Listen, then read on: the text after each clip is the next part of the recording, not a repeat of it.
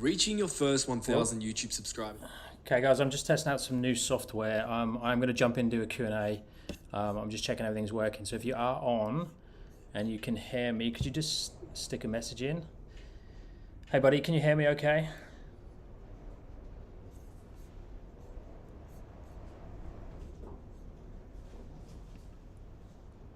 So just stick any questions down, let me know if you can hear me okay, and everything's looking alright. I've got a new camera and new software I'm using. So I'm going to warm up and do some handstands, ask any questions, and we'll see how we go. Okay, let's warm up. So I haven't trained today, so I'm going to do a bit of everything.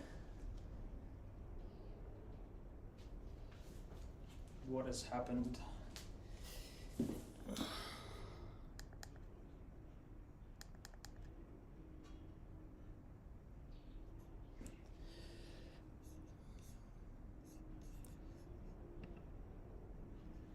Now it looks like I've lost my camera for some reason.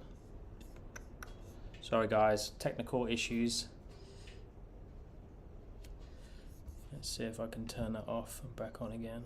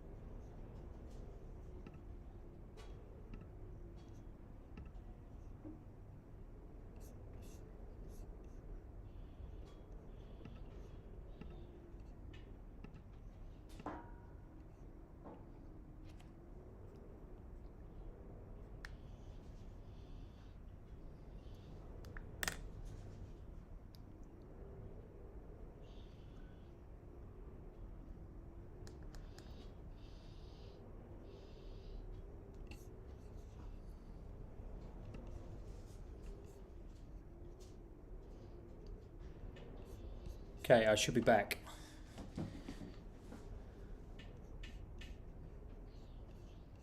Okay, sorry guys. Let's jump back in.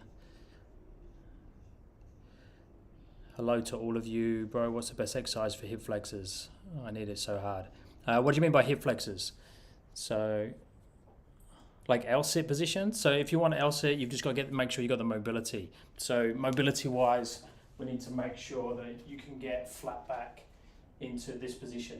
So if you can't get flat back with your legs dead straight, then you're not going to be able to sit in that flat back position on the floor. So you can't then lift up into that L-sit on the floor.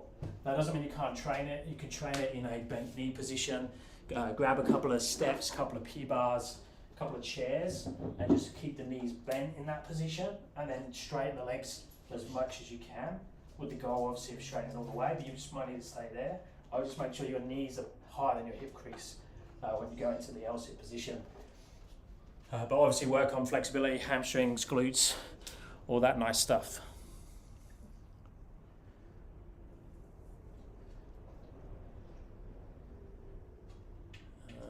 Well, I want to learn how to tuck press to handstand.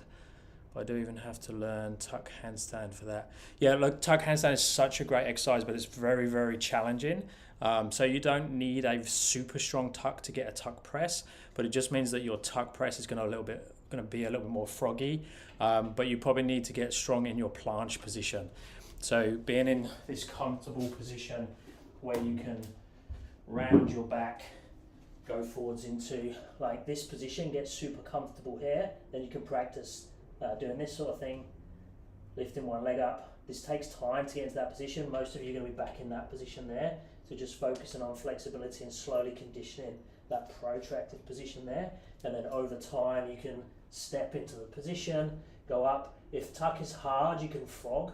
So frog just means it's like the tuck where your legs are a little bit further apart. So when I'm going up and down, it's more like that for your press instead of a tight tuck position. But tuck handstand is one of the things that I would definitely keep continuously working on. Eccentrics, and just make sure your balance is really strong and you can open and close your shoulder in your handstand.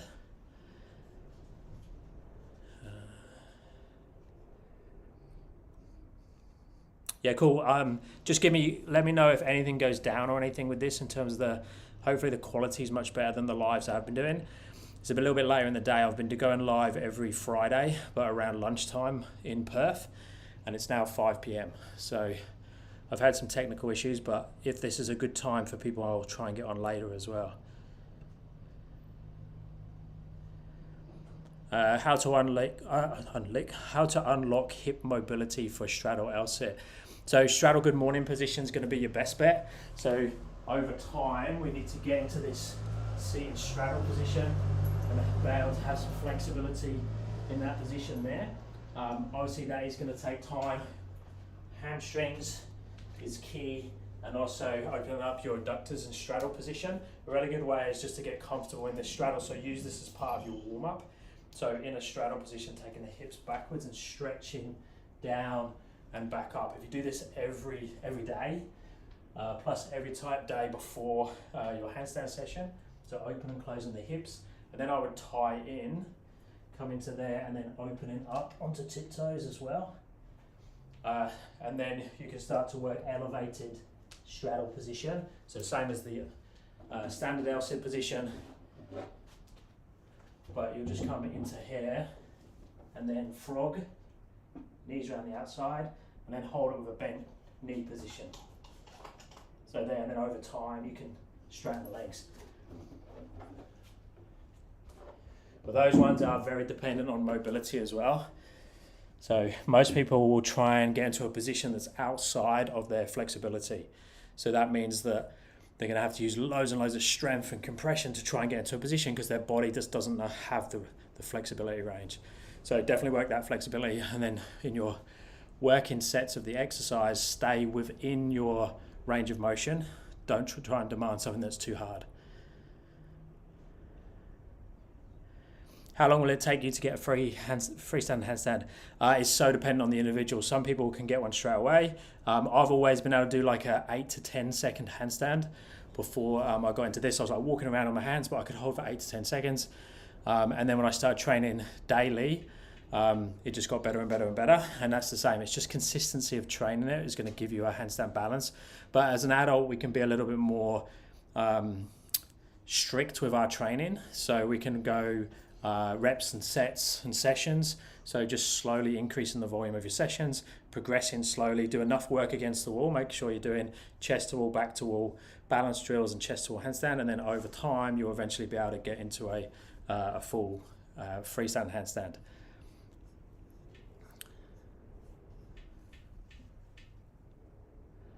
Not a handstand question, but how often should I practice tuck planche, and should I do tuck planche attempts? So I would just start conditioning your protraction position like every other day. Even every day you could do that. So making sure that you're doing obviously a wrist prep. You could alternate between P-bars and the floor, so externally rotating the hands and then pushing up into protraction. So get into a really comfortable scapular position there, and then you could round in that position and then start to walk forwards with protraction and hold that. So just our normal planche lean. So I would get really comfortable with doing those, and then adding your tuck planche position.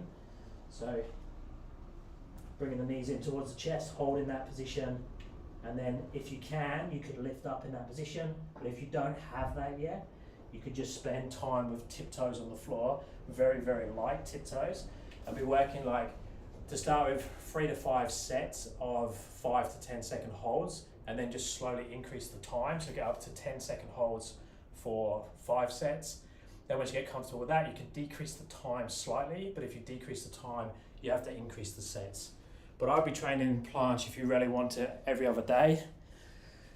So multiple times a week, but not doing massive long sessions, especially if you're working towards tuck planche. You just really need to condition that protracted position.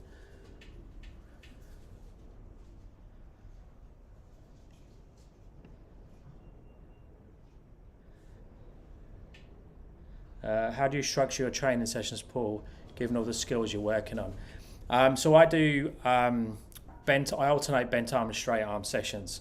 And then I'll have days like today where I'm not specifically training anything, so I'll just train a bit of everything. So I'm expecting this to go on for like half an hour, 45 minutes, and I'll demo lots of things, and then I'll just do some press, handstand, push up, messing about today. But on a normal training day, like I'll do a full training session tomorrow, I'm going to be all straight arm tomorrow, so planche work, some stool to press type stuff.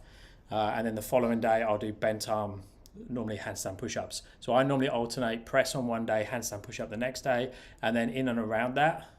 Why is that turning off again?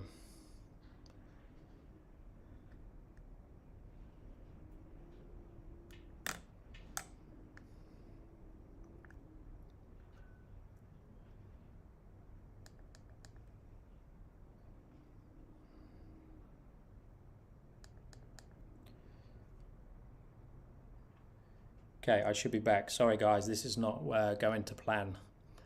The new camera keeps switching itself off. Yeah, so I normally alternate. I think what was I talking about? My sessions, my training, I think. So I do handstand push-up one day, planche or press the following day, and then around that I'll do balance work. So and then because I'm just trying to maintain my balance, and I'm trying to improve and get stronger on my handstand push-ups and my planche. So I alternate days of that. Occasionally I'll have a rest day, like today's more of a rest day. I'll still do stuff on my hands, but it really is alternating days of planche and handstand push-ups.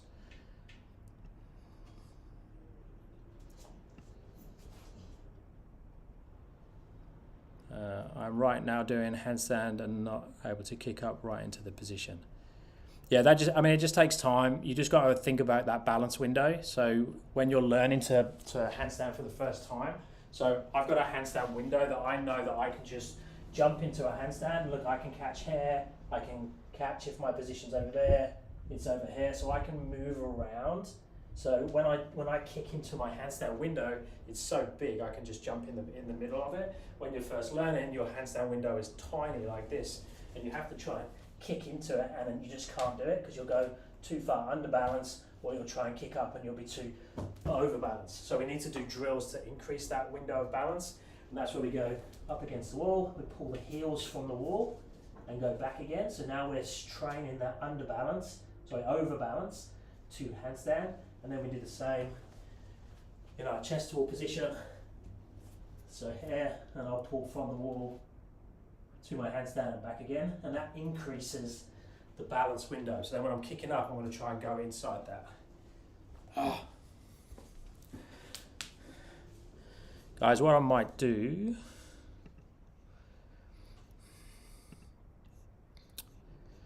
I'm going to change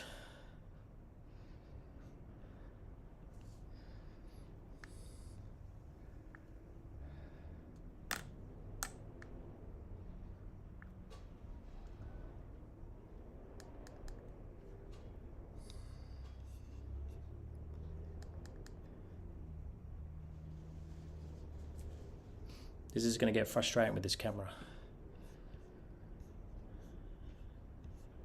Okay, so yeah, increase that balance window, be able to kick into the middle of the balance window over time. You'll have a bigger window to kick into, but you need to be doing drills to make the balance window bigger. And also with your kick ups, you want to be making sure that you're kicking up with lots of control. So when you're in that position, hands on the floor, shoulders on top, focal point's the same, so that's all the setup the same. And when I kick up, I'm trying to get my hips and feet on top of the balance, on top of the base, and then I can come back down again. If we're doing this, or this, or this, every time we try and kick up, it's going to be really, really challenging because there's like a moving target all the time. So try and get some consistency on your setup, and then it'll get easier and easier.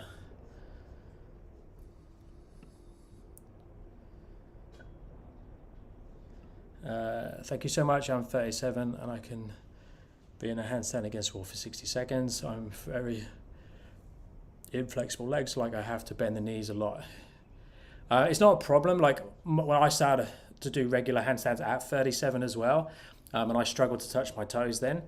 So all I would do is now start to increase your stretching. So every day, don't be too aggressive, don't freak the body out, but just spend time in the positions. So make sure you start and open up the hips, quads, hip flexors, and hamstrings, and then open up the adductors as well. So things like Cossack squats, forward folds, Jefferson curls, that type of thing, just slowly open it up. I'd do something daily for your mobility, and handstands will then, as you're learning your handstand, it's going to get much easier and easier and easier as you go.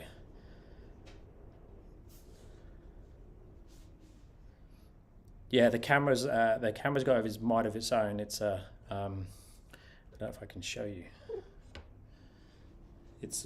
No, it's not going to work. Does that work? Can you see that? Don't know if that works. Anyway, it's a super duper camera and it's really good, but it's moving around all by itself. And I can actually get it to track me, but I think that will make you sick because it will move about all over the place. So this is a test today. We're seeing if this camera is usable. The quality should be really good, but I think it's, like you say, going to move around, take over. I can do chest to wall toe scissors like you suggested, but I cannot do more than 3 chest to wall toe pulls. Yeah, so just practice that with time. The toe pull is probably the best drill, but the hardest drill from a balance point of view. But it will make a massive difference with your balance. If you can get to do that, if you can learn to kick up in that underbalanced position. So if you can learn to kick up here, you will catch 100% of the time because you've got that big window from there to there. Then if you want to do something like a handstand push up, you're already in the right place. If you want to do a press, put your shoulders there, and you can press up and down as well. So it's really a fantastic movement exercise position to learn, and it will transform your handstands for sure. Progression for tuck handstand. So the biggest thing with tuck handstand is mobility. So you want to be working mobility separately, but also chest to wall tuck is probably the best position, like to get conditioning in the position and work mobility. So you want to go 90 degrees. So if you come to there, and then come down so your thighs are parallel with the floor, and push the shoulders in. So make sure your shoulders are on top of your hands and hold that position. And then as that becomes easier, you just move the hands closer to the wall. So if you got up to 20, 30 seconds in that position and it's not killing you, move the hands closer. That would be my number 1 tuck handstand drill. It's most commonly used by other handstand teachers as well. That's probably seen as the number 1. Probably one of the best handstand drills you can do as well. It's horrible, but it's great.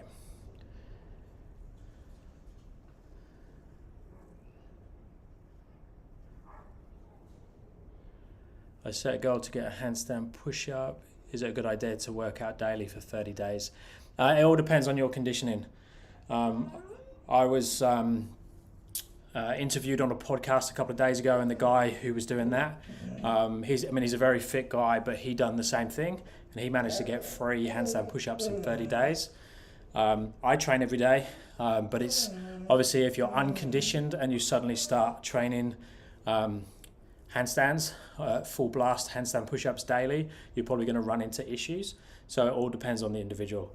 So be sensible with it. You might just need to go on today. I'm going to go mobility instead of strength work, and like give your body a rest, but you're still doing something on that day. And that's why I recommend people do have a daily practice, but change the intensity. So the days that you're not feeling fantastic, do more stretching, and then the days that you're doing, you're feeling stronger, will ramp up the intensity. So I'd recommend it, but just watch that volume and that intensity. And it is very dependent on the individual. Hello Paul, I actually don't have any problems with standing on handstand and balance, but I can't find my balance point when doing kick-ups, and I'm a bit lack of flexibility on the legs. So it depends. If you're stronger, Rosie, shush.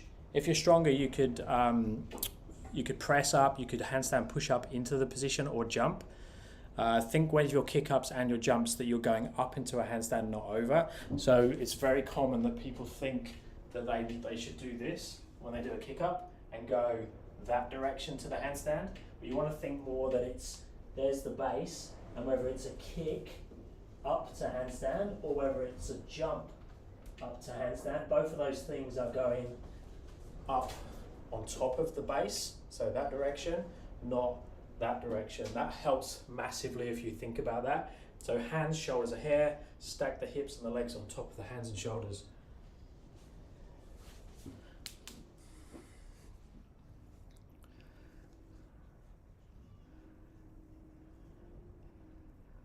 And if you do lack flexibility, then obviously you know what to work on, but just don't try and kick for a range or jump for a range that you can't do at the moment, because that's just going to cause you problems. Your body's going to compensate and stick your shoulders out in a different position.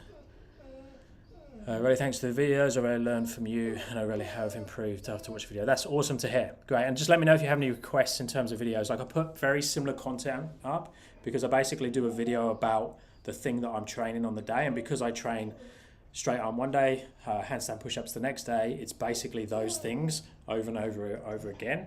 So if there's anything in particular you want to learn or you want me to cover in the videos, then let me know. My dog is Rosie. She's there, or she heard me. Yeah, she's always in the background unless she's being too noisy. Sometimes she's being too noisy. She's just had a dinner though, so she should be happy and quiet now.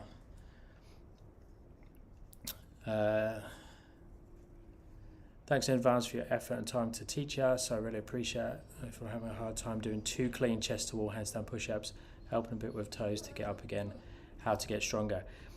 So if you want to try and work for your working sets for your handstand push-ups around the 5 rep mark, so one way is just to decrease. You could do like a drop set. So like you do a drop set, if you was doing weights, you'd use a heavier weight and then you drop and pick up a lighter weight. You could do the same thing with your handstand push-ups. So you could go chest to wall handstand push-ups. So I could be here and do your handstand push-ups there. So say you got 2 repetitions, then you quickly come down and then you go pike push-ups, 3, 4, 5. So that would be 5 repetitions, but I'm still getting my 2 repetitions in. Then you might start to get 2.5 or 3 repetitions, and then you only do 2 of the pike.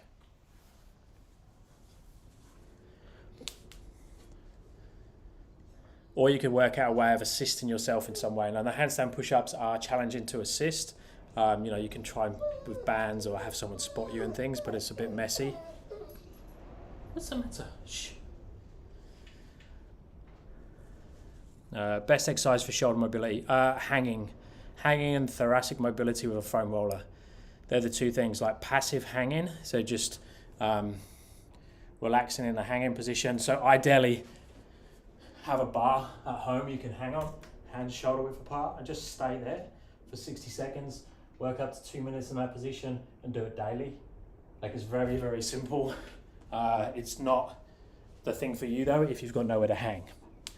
So I would, if you don't have somewhere to hang or you want to add something else, thoracic mobility is number 1. So a lot of people think it's shoulders that are tight, but it tends to be the upper back. So if you're stuck in this position that most of us are, it doesn't matter how flexible your shoulders are, you need to be able to open your spine up. So foam roller is fantastic. Being able to roll up and down in that position, probably get some clicks, like opening up through there. I would definitely do this on a daily basis. And the cool thing with that is you can have it inside by the TV. You can take it with you anywhere you go. They're cheap. They're sold everywhere now, which is really cool.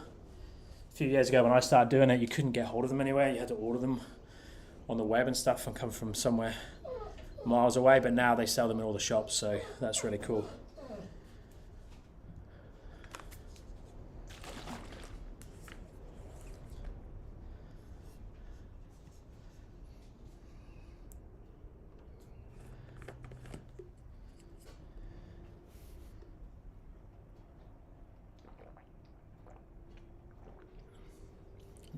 The webcam seems like it's settled down now, so hopefully this is going to be the way to go. How to really go to advanced tuck planche progression from tuck planche. I cannot just extend my legs out to advanced tuck planche. Yeah, so think with that the tuck planche position and the advanced tuck planche position is a massive distance between them. So in a tight tuck, we're in, if you look at the distance my legs are away from my body, so if this is a tight tuck planche position, so my knees are against my chest, an advanced tuck on open tuck is here with the legs, so there. So that distance from there to there is massive. So don't think go from tight tuck to advanced tuck. Think go from tight tuck position to slightly open tuck. And then hold there, do your time there, your sets there. And then in a week to 2 weeks to a month, you might move your legs out a little bit further. So it takes a long time to go from, can you see me? So to go from this tight tuck position to open out, look at the distance I have to go. So far to open out in that position. Think just you move a tiny bit at a time. I would try and do it without a band, but if you need to, you can have band assist just to let you feel the position. And make sure you're keeping your heels, to your butt when you open out. Don't extend your legs out, because if you extend your legs out, your legs are going to push out like that. Your feet are going out, which means your lever arm is much longer that way, which means you're much heavier.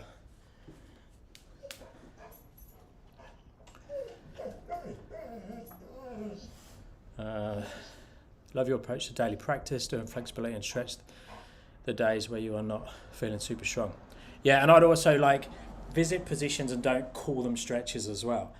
So there'll be certain positions, like we all sit down in a chair, but if you all sat down on the floor daily for a reason, so it could be playing with the kids, it could be eating your dinner, it could be watching TV, just sit on the floor in a straddle position. Suddenly it'll go away from being a stretch to just being a position that you go to, and you'll just have an open straddle position because you visit it daily. When handstand push-ups, I always can't help internal rotate shoulder. That really hurts my wrist when pressing up. Any exercises to help? I would just go really slow eccentrics in an external rotated position of the hands, but also don't, you might find that your hands are instead of having your hands like this when you do handstand push-ups, you might find you have to do that. So you have this hand slightly internally rotated, that one externally rotated, or the opposite, you might go further out. Shh. So you might have more rotation on one hand than the other, exactly the same as when we squat. When you squat, your feet are slightly turned out, but normally someone will have one foot a little bit more turned out. So don't think there's a very strict way. And also internal rotation happens. Internal rotation, I'm going to put Rosie in a minute, I think. Also, internal rotation happens when we're struggling. So if you watch anyone who's doing a max squat and they've got loads of weight on their back, they'll get to a point where they're in nice external rotation, and then they'll start to struggle, and this will happen. Their internal rotation will drop. They'll collapse inwards. So that's just that it's gone beyond their max. So it could be that your handstand push-up variation that you're using is too hard for you at the moment.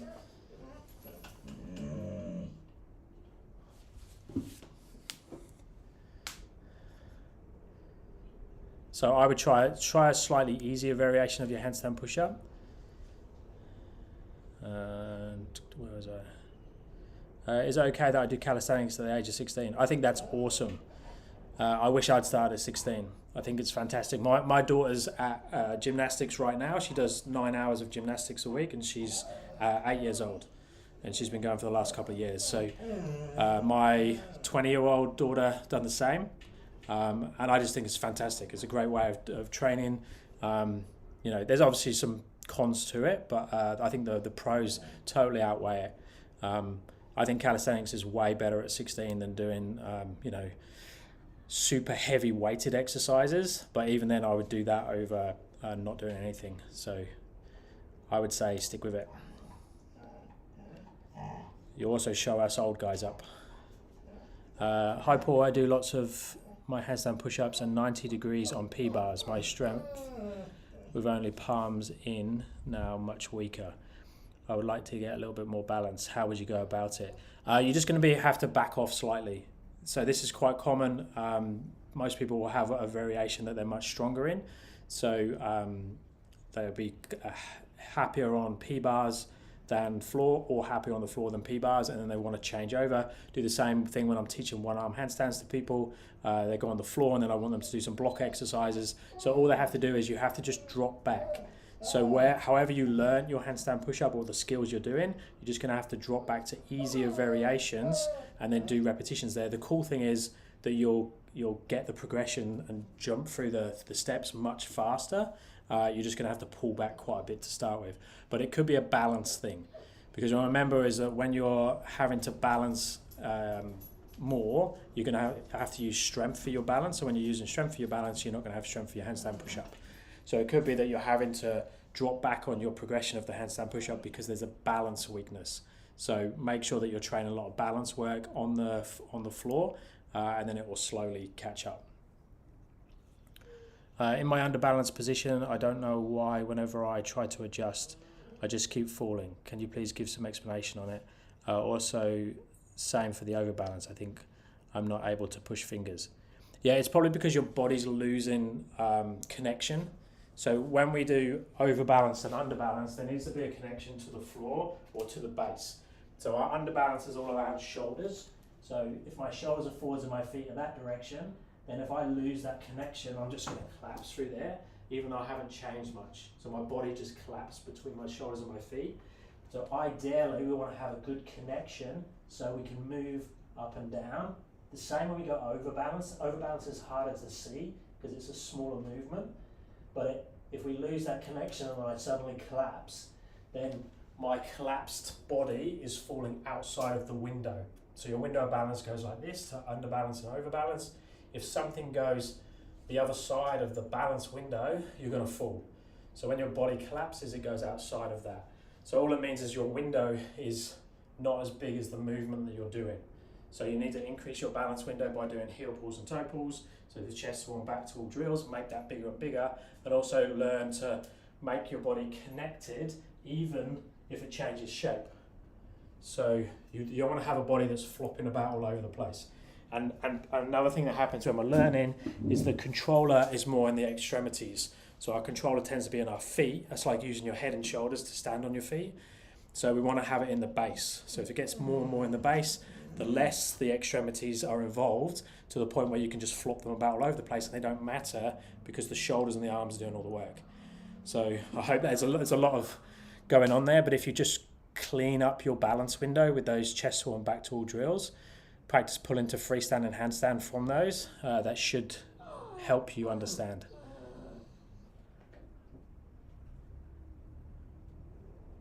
Can you explain how to save a handstand from a weak kick-up underbalance? It just means that you need to planche the shoulders forwards. That's the only way to do it. Because if you're underbalanced and you've done a weak kick-up, unless there's something sticking out in front, so I can either planche the shoulders forwards or I can bend the arms. So if I kick up here, see my shoulders are forwards, that's how I can catch that. If I don't take the shoulders forwards, I'm just going to fall down, unless I bend the arms. Now if I bend the arms, it's actually doing the same thing as taking the shoulders forwards. It means that I've got more weight forwards and down, which counterbalances what's at the back. So if you video yourself from the side, it should be evident that something doesn't balance in terms of too much weight on one side of the base compared to what's over on the other side.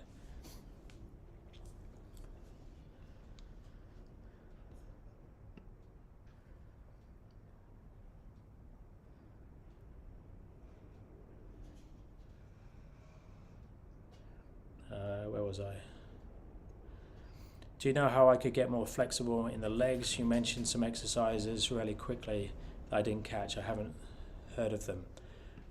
Okay, so basically with the leg mobility, so think of the position that you want to get more flexible in. So easy one, if we're here or here, we need to increase our calves and hamstring length. So hanging out in this forward fold position and just hanging out there is going to be really good for you, as long as you don't look like this. If you look like this and you're just bouncing off your spine, then we need to do an exercise, something like this, or something like this. It's a little bit easier to concentrate on the calves and hamstrings, and it's not going to do too much into the back. But if you can, forward folds are great. Doing like things like Jefferson curls where you're rolling down through the spine, then locking the knees backwards. to increase that range of motion. So that would be stuff for the hamstrings and calves. So number one, that I would do those. And then doing stuff for the front of the body. So the couch stretch, quads, hip flexors. This one is just going to open up all the front of the body. So that's really good because our body's so good at closing in a seated position. We want to make sure we can open through there. So I would do those two. And then the Cossack squats puts it all together. So in that position, now when I come down, this is working my hip on this side. So squat position, I'm keeping this leg straight, trying to keep my torso upright. It's working adductor, it's working hamstring as well. And then I just go side to side there. So if you've done those three, that would be a really good place to start. You could also do something like a pigeon stretch, something like that, which is going to get into the glutes as well. But you could argue the Cossack squat gets a bit of that as well. But they'll be the main ones I do in, explaining in 2 minutes. But I do have follow along mobility videos on my YouTube channel.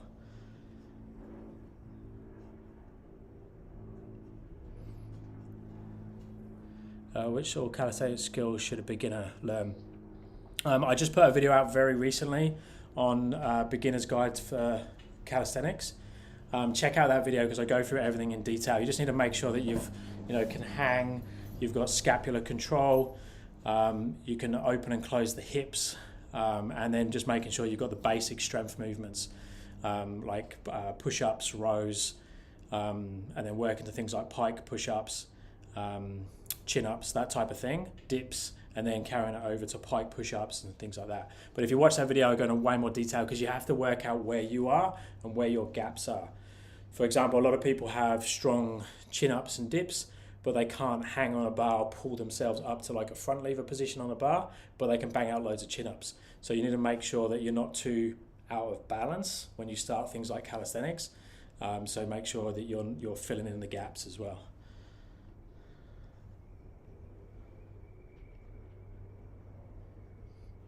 Should I fix my banana handstand or train handstand push-up first?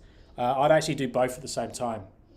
So some people would say fix your handstand, but it could take you a year to do it, and it's really boring. So I would do a bit of both. Okay, my camera's decided to go. Is it going to come back? Okay, I hope you can see me still. Yeah, so I would work a bit of both. So just be realistic though. So when you do things like handstand push-ups, your handstand push-up needs to look like your handstand. So in terms of what your handstand balance position looks like, don't try and take it outside of that. And also it might be, if you're pike push-up level on your handstand push-ups, so a good superset would be to do pike push-ups for your handstand push-up strength. But then when you're working your in between, so you do that and then you jump up on the wall and go into a 30-second chest to wall position, try to get as straight as you can, holding that position, or you do a mobility exercise. So a hold time there, and then superset that with some repetitions of the handstand push-up drill. If you're higher level with the handstand push-ups, just be realistic that you might look like this in your freestyle handstand, which means that your handstand push-up needs to look like that as well. So don't try and get into a position, a dead straight position that you'll see people doing until you can do a dead straight handstand. So just be realistic with it and improve both at the same time.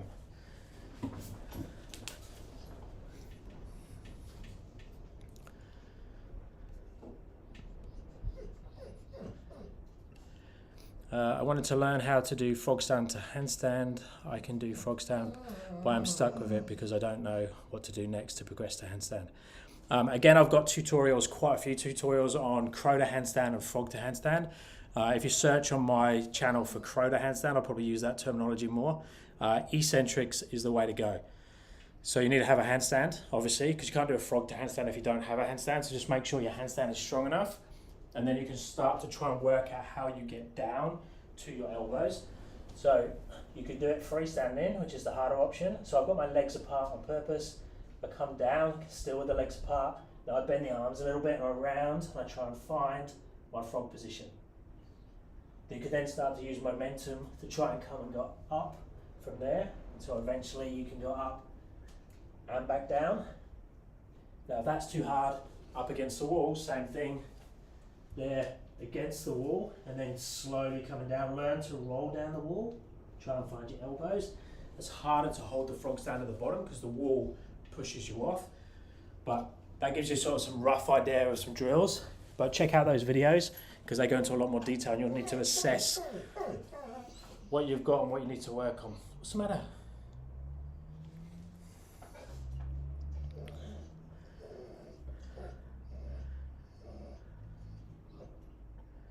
While doing a handstand, my left hand wrist pain and not the right. Why is there lack of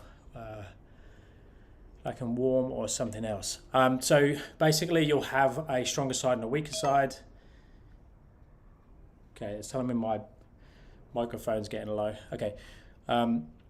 Yeah, so most people have imbalances. Most people have places where their body is overworking, overcompensating. Like you could have tight muscles on the left-hand side, meaning that the left wrist is taking more and doing more work than the other side. So normally your weakest link will give you the pain or tell you what's going on. So as you increase your overall conditioning, your strength, your mobility, you'll still have that weak link, but it'll be further away from the thing you're doing. So what I'd recommend is you give yourself an assessment, see where your mobility is lacking, see where your strength is lacking, where your conditioning is lacking, work on those things as much as you can without stressing the area, and then hopefully what will happen is that the pain will move further away and you won't actually feel it. But we've all got weaknesses and places where our body will give us pain if we load the body enough. It just means at the moment you're loading your body and it's telling you at that point.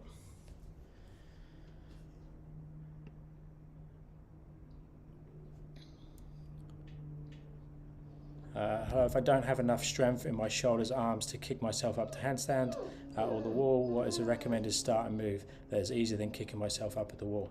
So I would just turn around. So go chest to wall.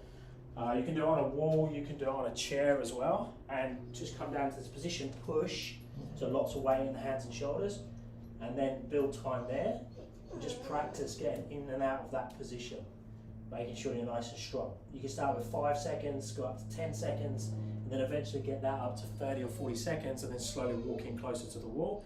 And then you could do things like crow arm balances, where you're starting to build control in that position. You could start with toes lightly on the floor if you need to, and then over time you can start to build it up there. But I've got a couple of beginner handstand videos that shows those type of exercises and lots of different variations of those.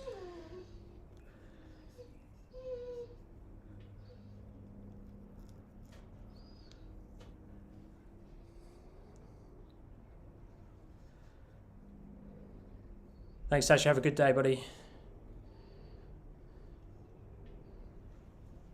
Frog to handstand was my favourite, my first big victory. Awesome.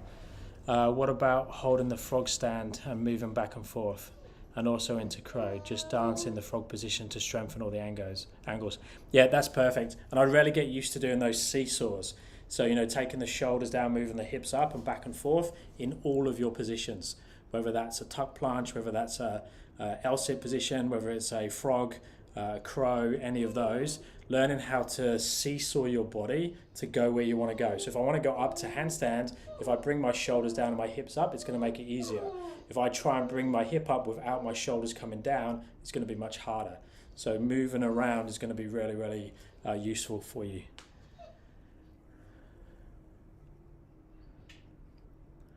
What are the best exercises to get stronger core? I would do, it depends what your skill is you're trying to work.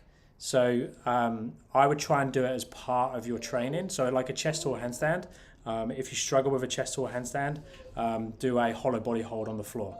So it wants to all be about creating one segment in the body, so there's a connection between your shoulders and your feet. So, you know, doing this type of thing on the floor, Rosie's going to like this.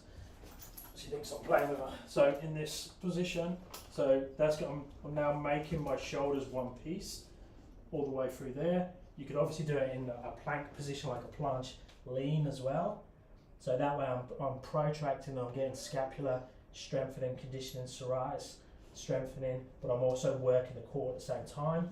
And the same if I take that up into this position and do that, that's going to work it as well. And then L-sit is fantastic. So the L sit, and I would tie in things like, I wouldn't think about it as I'm training my core. I think I'm training the L sit, and then you could go through and train the shoulder stand and back again, and that's going to work core and everything else in between.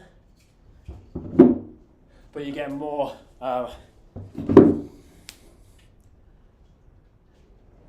you're getting more out of it then, so it's carrying over to all your calisthenic exercises, but at the same time you're getting a stronger core. No worries.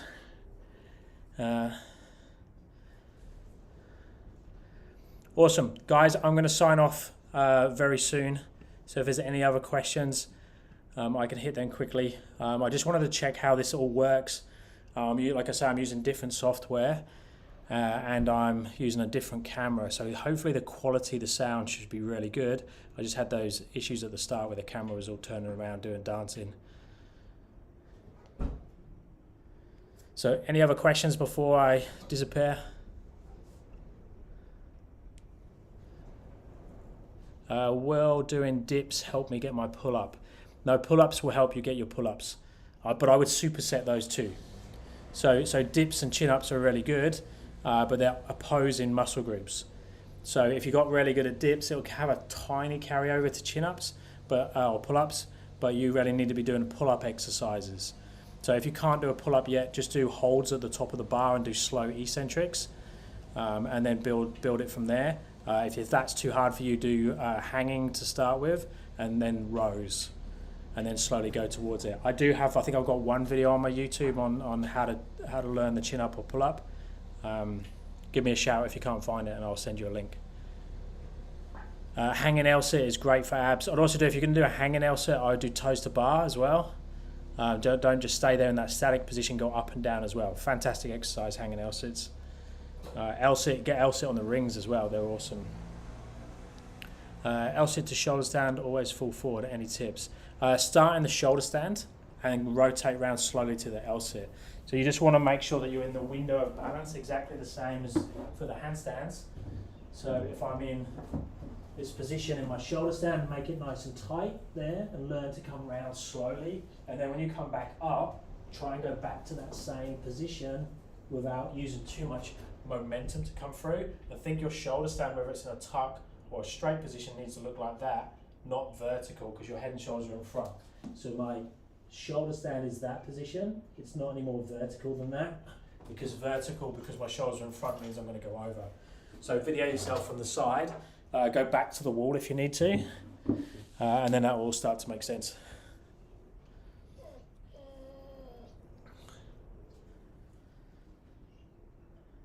Guys, I'm going to sign off now, but send me any other questions in the comments, or just DM me. I'm going to try and do every Friday live at different times whenever I can, whether it fits in my day. And I'm going to try and work out a place where people can put the questions before I go on live. So if you can't make the live session, I can then answer the questions. I've just got to work out the logistics of how to do that. Today was all about trying to get this streaming software working and the new camera. So I hope it all went to plan and wasn't too disrupted for you guys. So I'm going to sign off. Have an awesome weekend. Happy training. And I will speak to you soon.